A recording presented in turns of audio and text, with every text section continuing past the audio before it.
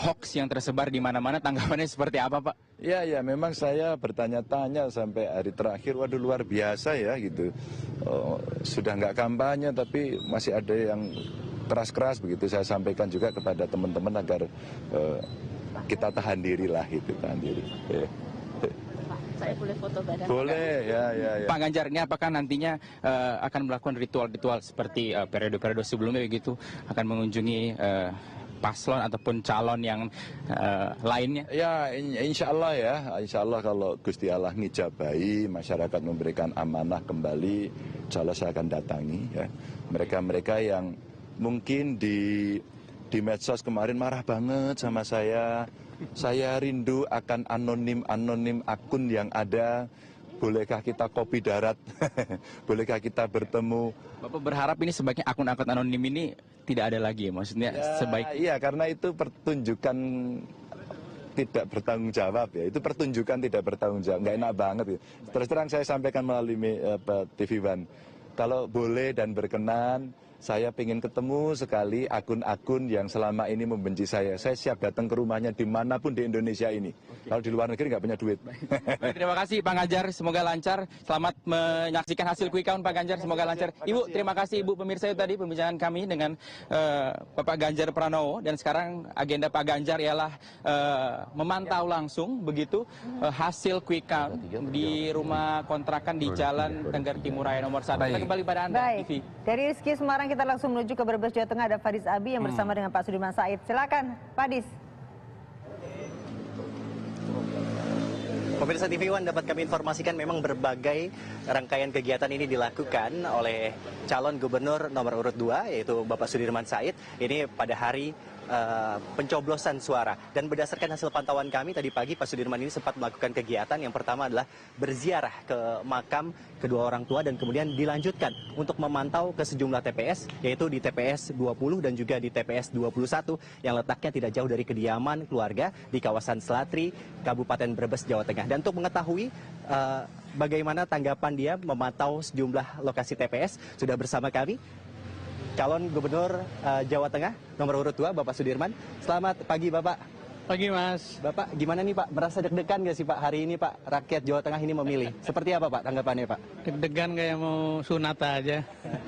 Enggak, kita relax saja karena semuanya kan sudah kita persiapkan dengan baik ya. Dan saya ingat betul tagline-nya Pilkada Jawa Tengah, becik tur nyenengke katanya, harus baik dan menyenangkan. Dan saya kira kita lihat wajah gembira di mana-mana, wajah masyarakat yang antusias, tidak ada tekanan insya Allah. Dan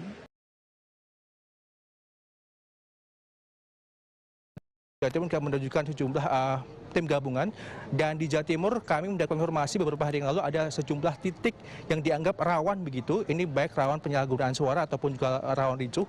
Ada 7 titik, yakni diantaranya adalah Bangkalan, Sampang, Sumeneb, Pamekasan, Probolinggo, Lamongan, maksud kami Lumajang dan Bondowoso, di mana 4 dari 7 lokasi yang dianggap rawan ini merupakan daerah Madura. Jika kita flashback ke belakang, ini memang wilayah Madura sempat mengalami konflik begitu ketika beberapa periode pemilihan gubernur periode sebelumnya di Madura ini sempat mengalami konflik atau ricuh begitu, dan sempat juga dilakukan pemungutan suara ulang, sehingga di daerah Madura ini menjadi salah satu fokus bagi tim di Jawa Timur untuk melakukan pengamanan yang lebih ketat dibandingkan daerah-daerah lain di Jawa Timur. Sementara itu Kenana, kami masih menunggu kedatangan dari Ibu Khofifah dan kami kembalikan ke Kenana di Jakarta.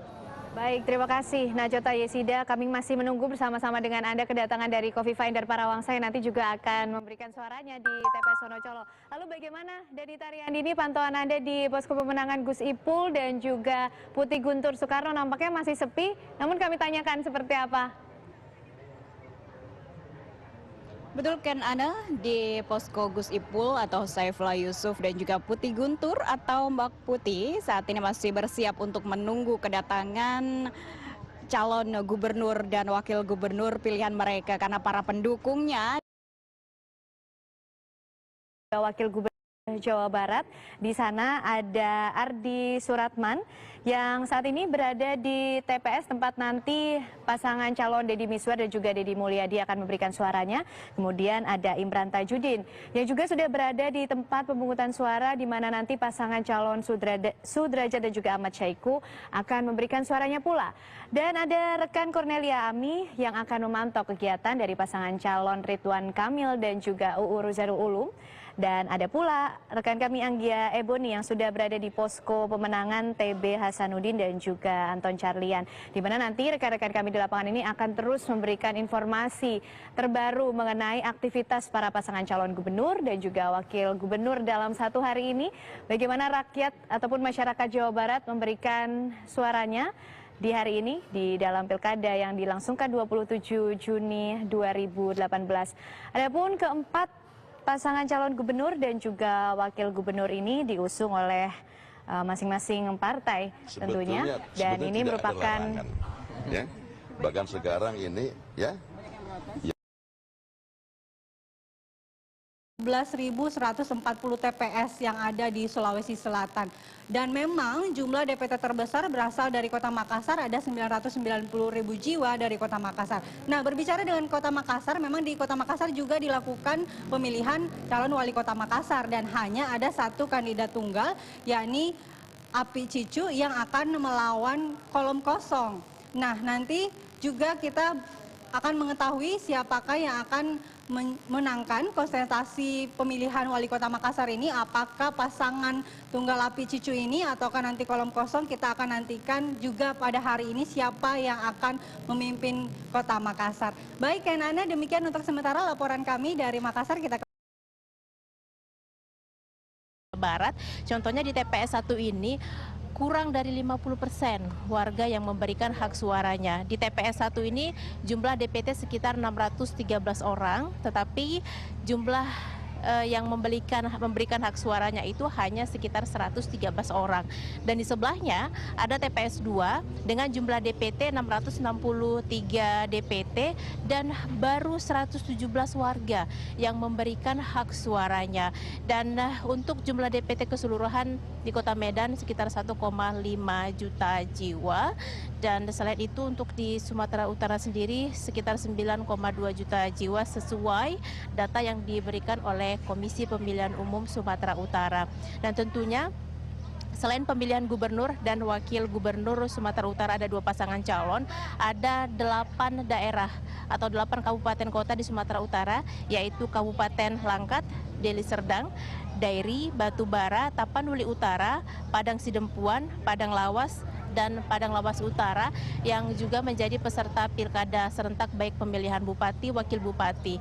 Selain itu ada juga satu daerah yaitu Deli Serdang, ini hanya satu pasangan calon, artinya hanya ada ataupun pasangan calon ini melawan kota kosong. Ada pengaruh itu juga, makanya di Sulawesi Selatan Ihsan Yassin Limpo juga karena adiknya mantan gubernur incumbent juga dan pernah mantan bupati juga sangat kuat. Kalau di sana di NTB di sana faktor ini juga, faktor keturunan ini juga terutama dengan adanya gerakan Islam di sana yang cukup kuat, maka tapi jangan lupa di satu juga ada mantan wali kota, mantan bupati yang juga di NTB sedang ikut dalam dalam pilkada ini juga perlu diperhitungkan. Karena itu juga masih belum jelas juga di NTB ini. Ya, kemudian untuk ini yang menarik, ada pengusung independen ya, sejumlah daerah juga diusung secara independen. Nah, secara aturan tentunya kan Bang Andi, Bang Effendi juga sempat mengetahui, merumuskan untuk pengusung independen ini. Apa sih kendala yang bisa diterapkan di Indonesia? Memang kalau independen memang harus dimungkinkan, dan karena itu dimungkinkan dengan mereka harus menyertakan berapa persen KTP, bawa tanda dukungan dari masyarakat kepada calon independen ini, karena dia tidak diusung oleh partai. Tentu saja kelemahannya mereka adalah mereka tidak bisa menggunakan mesin partai untuk sebagai untuk menjalankan kampanyenya, walaupun misalnya kalau Ihsan di Sulawesi Selatan didukung oleh Partai Demokrat, tapi dia tidak boleh menggunakan mesin partai itu bekerja secara informal. Ada pada level kabupaten kota itu ada beberapa calon incumbent bisa menang. Pada level gubernur ini yang masih perlu diuji. Apakah calon incumbent dengan struktur relawannya saja bisa memenang di dalam pemilihan pada level provinsi. Untuk level presiden belum bisa ya. Calon independen ya. Ini yang sedang dibicarakan di Mahkamah Konstitusi. Kalau berbicara soal calon perorangan, lagi-lagi karena dulu teman-teman kita yang mendesain sistem pemilihan umum di Indonesia ini mungkin sampai sekarang juga kiblatnya ke Amerika. Dengan keunikan khusus kita, sistem kita dalam pemilihan kepala daerah, kita bicara pilkada, itu terlalu berat. Jadi kalau saya mau bandingkan, untuk menjadi calon gubernur di New York, Anda cuma butuh 15.000 KTP. 15.000 KTP. Kalau di DKI Jakarta, itu sekitar 700.000 KTP perbandingannya ya. Berarti memang lebih hebat jadi gubernur DKI